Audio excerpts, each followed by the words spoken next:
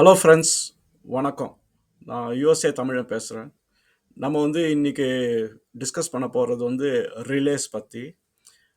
உங்களுக்கு ஏதாவது டிஸ்கஸ் பண்ணணும்னு ஆசையாக இருந்தால் நீங்கள் வந்து கமெண்ட்ஸில் போடுங்க. நான் வந்து அதை கண்டிப்பாக அந்த டாபிக் எடுத்து டிஸ்கஸ் பண்ணுறேன். எலக்ட்ரிக்கல், மெக்கானிக்கல், அப்போ ஏவியேஷன், எனி ரிலேட்டட் டாபிக்ஸ் இருந்தாலும் கேளுங்க. ஸோ என்னால் முடிஞ்ச அளவுக்கு நான் கொஞ்சம் சிம்பிளாக எக்ஸ்பிளைன் பண்ண பார்க்குறேன். என்னோட சேனலுக்கு சப்ஸ்கிரைப் பண்ணுங்கள், உங்கள் ஃப்ரெண்ட்ஸ் கிட்டேயும் ஷேர் பண்ணுங்கள். நம்ம வீடியோக்குள்ளே போகலாங்களா? ஓகே,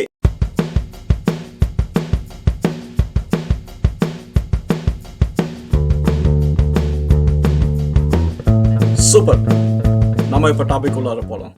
நம்ம டிஸ்கஸ் பண்ண போகிறது வந்து ரிலேஸ் டாபிக் பற்றி.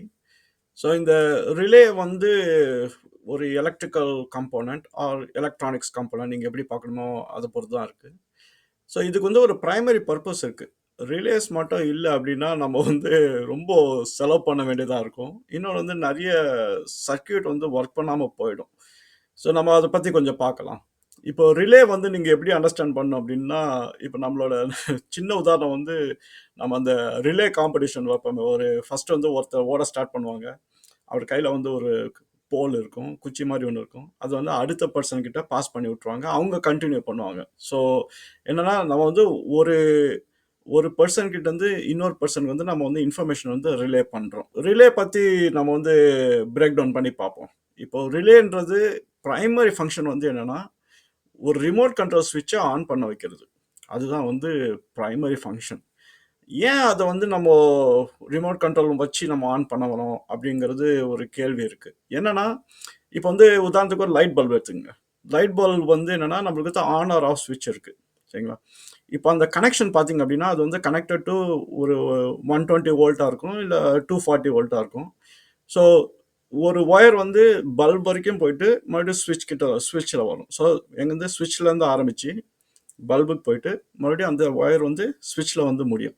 ஸோ இது எல்லாமே வந்து 240 வோல்ட் இல்லை 120 வோல்ட்டில் வந்து கனெக்ட் ஆகிருக்கும். ஆனால் இப்போ வந்து சுச்சுவேஷன் வந்து என்னென்னா, இப்போ வந்து உங்களுக்கு வந்து ஒரு எலக்ட்ரானிக்ஸ் சர்க்கியூட் இருக்குது. அதை வச்சு நீங்கள் வந்து பல்பை வந்து கண்ட்ரோல் பண்ணணும். இப்போ எலக்ட்ரானிக் சர்க்கியூட் வச்சுனா ஏதோ ஒரு சென்சர் இருக்குது, அதை வச்சு பல்பை கண்ட்ரோல் பண்ணுன்னா, இப்போ வந்து பிரச்சனை வந்து என்னென்னா, அந்த எலக்ட்ரானிக் சர்க்கியூட் வந்து உங்களுக்கு வந்து 5 வோல்ட்டு தான் தேவை, இல்லை 12 வோல்ட் தான் தேவை. ஆனால் நம்மளுக்கு கரண்ட் வருதுன்னு 120 இல்லை 240 வோல்ட் வந்து வரும். இப்போ அந்த கரண்ட்டை வந்து நம்ம டைரெக்டாக ப்ளக் பண்ணணும்னு வச்சிங்களேன், இந்த எலக்ட்ரானிக் சர்க்கியூட்ஸ் வந்து பேர்ன் ஆகிடும். ஸோ இது வந்து லோ வோல்டேஜ் கேப்பபிள் உள்ள ஒரு போர்ஷன். இன்னொரு சைடு நம்ம கண்ட்ரோல் பண்ணணும்னு பார்க்குறது வந்து ஹை வோல்டேஜ் கேப்பபிள் உள்ள ஒரு போர்ஷன். ஸோ இது ரெண்டுத்தையும் எப்படி நம்ம கண்ட்ரோல் பண்ண வைக்கிறது? ஸோ லோ வோல்டேஜ் வந்து ஹை வோல்டேஜை கண்ட்ரோல் பண்ணணும். இது வந்து உதாரணம் நீங்கள் பார்த்தீங்கன்னா ஒரு மைக்ரோவேவ் எடுத்துங்க. மைக்ரோவேவில் வந்து பட்டன்ஸ் இருக்குது, அது எல்லாமே எலக்ட்ரானிக்ஸ் தான்.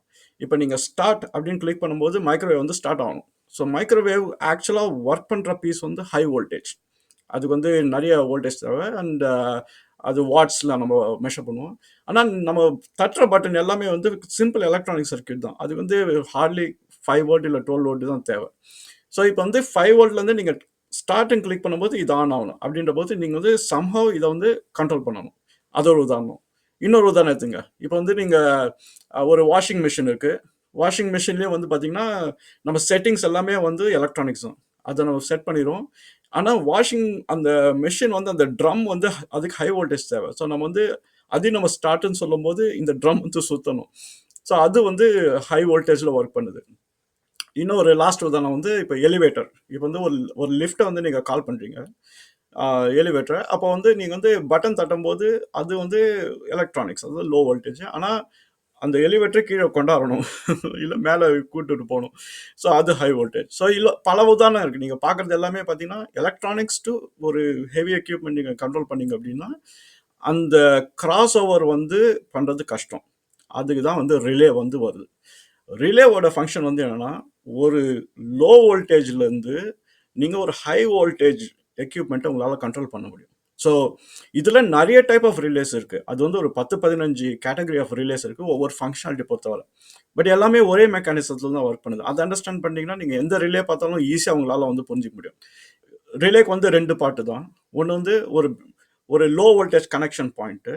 அந்த லோ வோல்டேஜ் கனெக்ஷன் பாயிண்ட் கொடுத்துட்டீங்க அப்படின்னா அது வந்து என்ன பண்ணுன்னா செகண்ட் பார்ட்டில் வந்து ஒரு மேக்னெட்டிக் ஃபீல்டை கிரியேட் பண்ணும். ஸோ ஏன்னா அது வந்து ஒரு ஒரு கண்டக்டர் மூலியமா போகிறதுனால என்ன ஆகும்னா ஃபேரடேஸ் லா வச்சு அந்த கண்டக்டரில் ஒரு மேக்னெட்டிக் ஃபீல்ட் கிரியேட் ஆகும். ஸோ இதை வச்சு என்ன பண்ணலாம் அப்படின்னா நம்ம வந்து செகண்ட் பார்ட் ஆஃப் த சர்க்கியூட்க்கு நம்ம போகலாம். அது என்ன, ஹை வோல்டேஜ் உள்ள சர்க்கியூட்டில் வந்து நம்ம அதை ஸ்டார்ட் பண்ணணும் அப்படின்னா அந்த ரெண்டு பாயிண்ட்டை வந்து நம்ம வந்து பல்பு சுவிட்சை மாதிரி ஒரு இடத்துல வந்து நம்ம வந்து ஒரு சுவிட்ச் தேவைப்படும். ஸோ நம்ம அந்த இடத்துல வந்து என்ன பண்ணுவோம்னா இதுக்கும் லோ வோல்டேஜ் அந்த ரிலேவோட சுவிட்சுக்கும் அதுக்கும் லிங்கேஜ் வந்து கிரியேட் பண்ணலாம். ஸோ அந்த லிங்கேஜ் பேர் வந்து என்னன்னா வந்து ஆர்மேச்சர் அப்படின்வாங்க. ஆர்மேச்சர் வந்து எப்படி நீங்கள் பார்க்கணும்னா அது வந்து ஒரு ஒரு சின்ன ஆர்ம் மாதிரி தான், சரிங்களா? ஸோ நீங்கள் வந்து இப்போ இதுதான் ரிலே அப்படின்னு வச்சிங்களேன். ஸோ இப்போ வந்து நீங்கள் வந்து ரிலேக்கு வந்து நீங்கள் லோ வோல்டேஜ் நீங்கள் கொடுத்துட்டீங்க. கொடுத்தோடனே இது ஆக்டிவேட் ஆகிடும். நீங்கள் என்ன பண்ணுன்னா ஒரு மேக்னெட்டிக் ஃபீல்டு வந்து கிரியேட் ஆகிடும் மேலே.